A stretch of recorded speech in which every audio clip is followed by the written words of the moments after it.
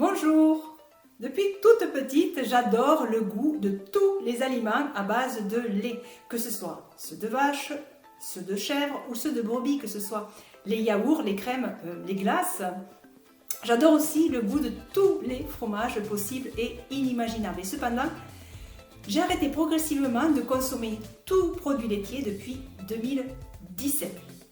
Alors j'ai d'abord stoppé les laitages, puis les desserts à base de lait, les yaourts à base de lait, et enfin j'ai terminé par les fromages. Et si j'ai stoppé cette consommation de tout produit à base de lait, donc contenant du lactose, c'est parce que je savais que je ne risquais pas de me retrouver avec des carences en calcium, puisqu'il existe des tas d'alternatives aux produits laitiers. Et évidemment, toute recette contenant des produits laitiers se décline dans la version végétale. Alors, l'objectif de ces vidéos est d'apporter certaines des informations que j'ai pu trouver et qui m'ont amené à stopper en fait tout produit à base de lait. Je précise que toutes ces informations que je vais donner ne viennent pas de moi. Elles sont produites en fait par différents chercheurs, des experts spécialistes dans le domaine de la nutrition. Bon, et de toute façon, je laisserai les différents liens sous ces vidéos.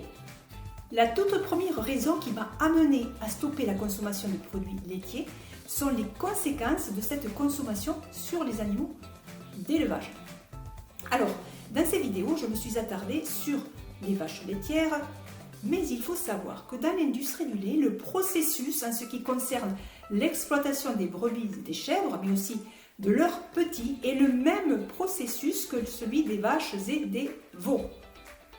Pourtant, peu de gens se demandent comment, dans l'industrie du lait, on réussit à faire que les vaches produisent du lait pratiquement toute l'année et en plus en des quantités monstrueuses.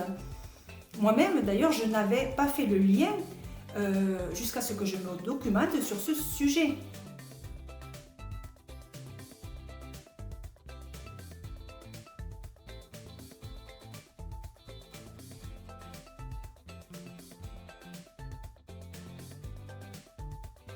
Souvent, on pense que consommer des produits laitiers n'entraîne pas de souffrance des vaches ni des veaux. On nous présente en fait les vaches comme heureuses de nous donner leur lait. Pourtant, les animaux d'élevage ne sont considérés uniquement que comme des machines à produire du profit. Ainsi, les vaches sont sélectionnées génétiquement pour produire toujours plus de lait. Il faut savoir que dans l'industrie du lait, une vache produit en moyenne 8700 litres de lait par an, soit 3 à 4 fois plus quand même que dans les années 1950.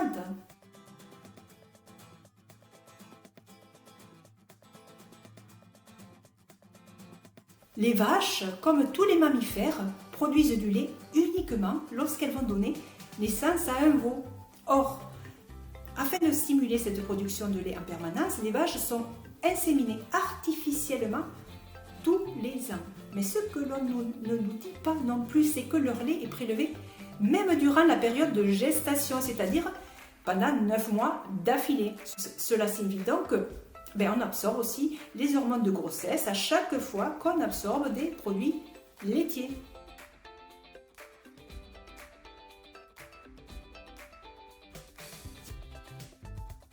Dans la filière laitière, les petits sont malheureusement enlevés à leur mère quelques heures après leur naissance.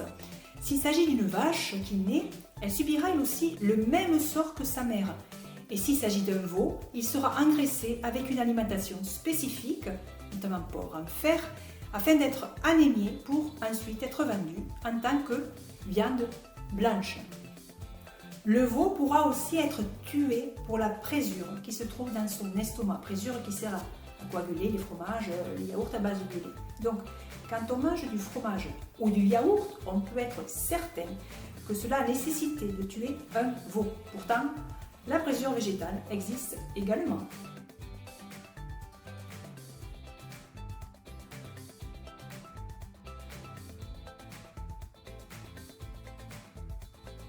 Une pratique courante dans les élevages consiste à cautériser à vif et sans anesthésie la zone où poussent les cornes chez les veaux de moins de 4 semaines. La raison invoquée étant d'éviter en fait que les animaux ne se blessent ou ne blessent les éleveurs.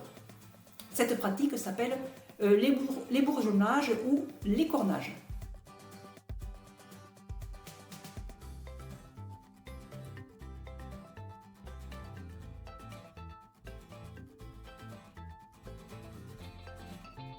Alors certes, l'agriculture biologique garantit un meilleur respect de l'environnement et du bien-être des vaches et des veaux, des animaux d'élevage en général. Mais que les animaux soient laissés plus ou moins souvent en boxe ou en liberté, suivant le type d'élevage, rien n'empêchera le fait qu'ils subiront les mêmes étapes, c'est-à-dire l'insémination chaque année, la séparation rapide des petits avec leur mère, ce que l'on fait subir aux veaux, les traites permanentes pour les vaches et au final, l'abattoir pour tous.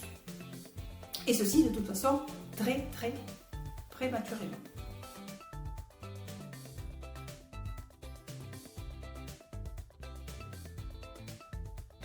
La filière laitière, c'est aussi l'impact environnemental. Ainsi, 70% des céréales produites dans le monde partent non pas pour nourrir les êtres humains, mais pour nourrir les animaux que l'on destine à l'élevage. Animaux qui vont ensuite nourrir les êtres humains. Or, on pourrait utiliser les terres non pas pour produire des céréales pour le bétail, mais au contraire produire à la place, sur ces terres donc, des aliments à destination directement de la consommation humaine.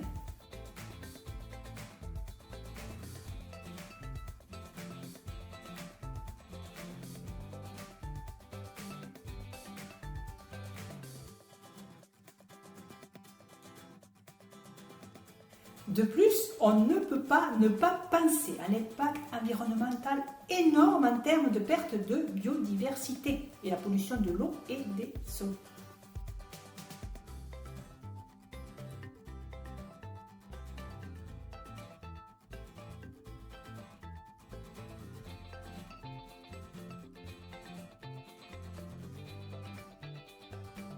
Sans compter que l'agriculture est la première utilisatrice d'eau, ainsi 70% de l'eau disponible sur Terre sert à l'irrigation des champs.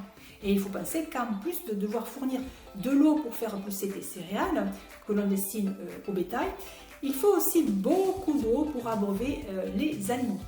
Et je passe sur l'eau nécessaire pour le nettoyage des différentes installations suite aux déjections.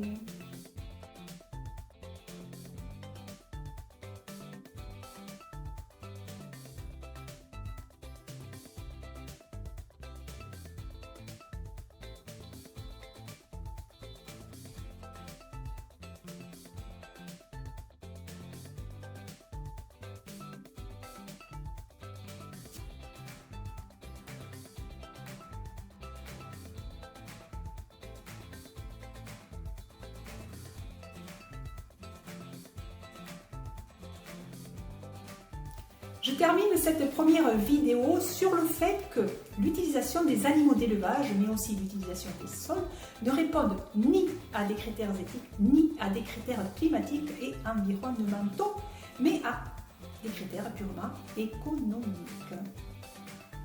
Voilà, donc j'aborde dans la prochaine vidéo, cette fois-ci le versant de la santé en lien avec les produits laitiers.